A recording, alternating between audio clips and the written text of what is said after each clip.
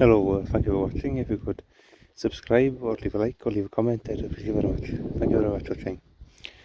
So this is my newest purchase. I've always wanted one. Dowdeswell 4R Reversible. I didn't mind if it was a free really, but it's a 3+1. That means it's a 3 4 solid welded. Then it has 1 bolted on, so it's a 3+1 equals 4. Okay? When I say 3+1, you see 1, 2, 3, and it's solid welded. Then you've got a flange here for bolting. Got an extra one, so it's a 3+1. So you can only do it back to a 3. Some DP8 you can actually have them as 2 and then add, so 2 for row, and then you can add extra one, you know, etc. sort of thing. So this is a bare minimum 3, then you can add extra one and extra one on the back of it. So that's what people advertise, like there's like a 2+1, 3+1, 4+1, etc. you know. Okay. So something I've found out how to read these. See, it's a DP7R, so it's a reset, and it's a hydraulic reset. See the serial number, so it starts with 6, that means it's 1986, then 14 is 14 inch, 34 is 34 inch sort of clearance, then 650 is this is a 650th one in 1986. In 1986 we changed it to, midway through we changed it to 86 at the start, so this is one of the last with just a number and one number for a year. So if you have one with older type, this has the ram behind. If you have one with a sort of crank there, and the ram sort of slides around in the crank, the 6 could actually mean 1976. So yeah, that's how to read those. I've given a wash. I'll put a video now of me washing it. It comes off quite good.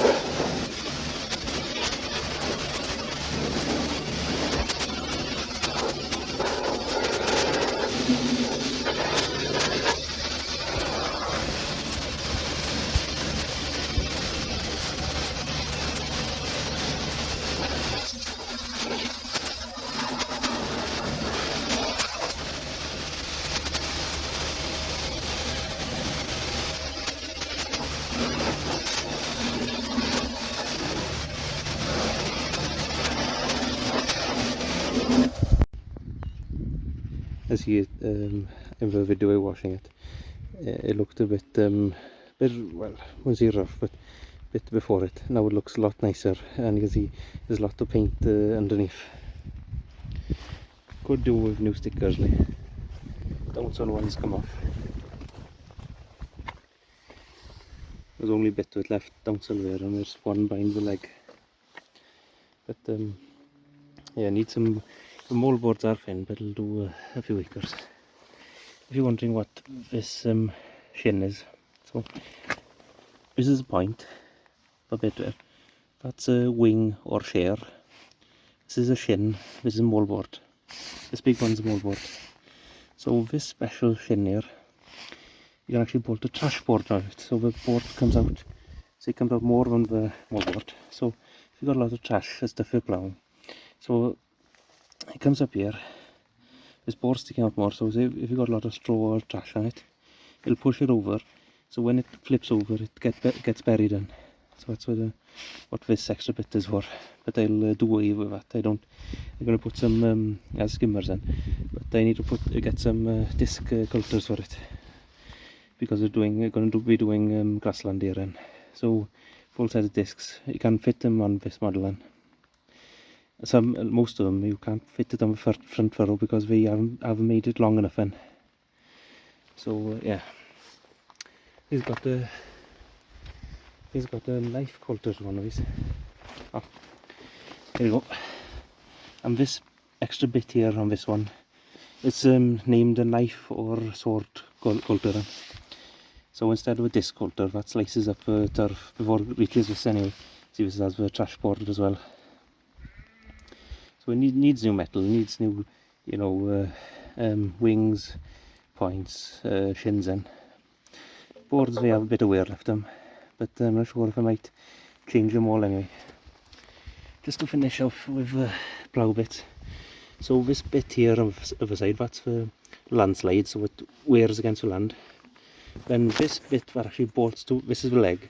This bit bolts to the leg, and everything else bolts to this. This is a frog. I don't know why it's called a frog, but it's a frog.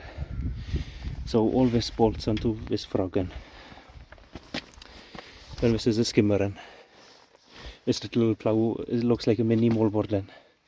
So this takes, so as it's ploughing, this takes a chunk off what you're ploughing, throws it down the bottom, so it, the furrows fit together more tidy in. I might put a diagram here showing in how that actually works then. So yeah, just needs disc coulters and new metal really. This piece now is worn again, is on the moldboard, is your tail piece. This is actually a hydraulic reset then. So see that canister there, that's a big accumulator. So I was talking about before accumulators in the ram pump videos, and I might put a link here. So accumulator has, this is hydraulic accumulator, and so it has a rubber in the middle, gas one side, hydraulic oil can get the other side. So because oil can't actually compress, you know, so you have a gas that can compress in, and the oil acts on the rubber to compress the gas in. So it there's a bit of give in that one. If you had it, if you didn't have that, it won't actually move at all. So the gas in that actually allows movement. The same sort of thing, accumulator, small one, on the loader tractor for soft ride, so we can bounce up and down.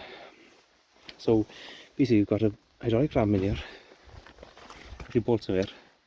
So this hydraulic ram is actually under pressure from that accumulator and the hydraulics in. So when you hit a big stone swing, you'll actually yank on that when it gets to a certain pressure in. So most of the time when you're ploughing, quite a bit of pressure on it, it'll be fine. But once you hit a stone or something bigger, you'll actually yank on that, pull on that ram in. Because accumulator, it'll push oil back into accumulator, and it'll push on that rubber and push the gas in, allowing this to jump up. And see, there's actually sort of ball joints here and here, and it pivots in the middle, so you move either that way or that way when you flip it around. Also got a pin here to lock for locking this, so when it's tipped up you can actually turn the land wheel so it's the other way, and actually drive on the land wheel to save weight on the tractor like a trailer in. I'll put a picture here of it in. And you got this to sort of, you know, just the angle of it. And again, just sort of this offset to it from bolting it. To be honest, the reason I've always wanted a Dowdeswell is there are old brochures and pictures and leaflets, etc. You see them behind counties and Fords when they're new, so I always wanted one for my own Ford then. So I finally got one and I'm really happy with it. Only thing, most of them, you don't have enough length on the first furrow to put a disc coulter, but the reset ones were the same, and so there's a space for it to go on. So a disc then to cut the turf in. So that's only snag. Most of them you'll find they're too short, like the hinge there actually starts back here, so you can't actually, there's no place to put the coulter on the first one. Okay. It's come up really nice now after wash. You know, I'll leave it like that. Only thing, the old decals have gone in. So we see, should be a Dowdeswell there, or a Dowdeswell. Should be one here. Doing very well there. I think we just heated up a pin to get it out. Made in Britain. Then on the other side there's a Dowdeswell inside there, and another made in Britain one. So I could use some new decals then, and it'll freshen it all up. And one thing I noticed on the turnover, I've turned it over, these won't disengage and come out, so it's worn a bit of a groove then. I have to have lift them up a bit, so worn a bit of groove in there, so I'll have to weld a bit and grind it smooth then, so these will actually fall out when you turn it over. That's the only snag I found so far. So I'm really pleased with it.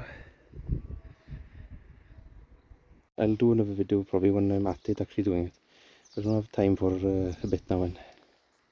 Okay, thank you for watching, and that's it from me for now then.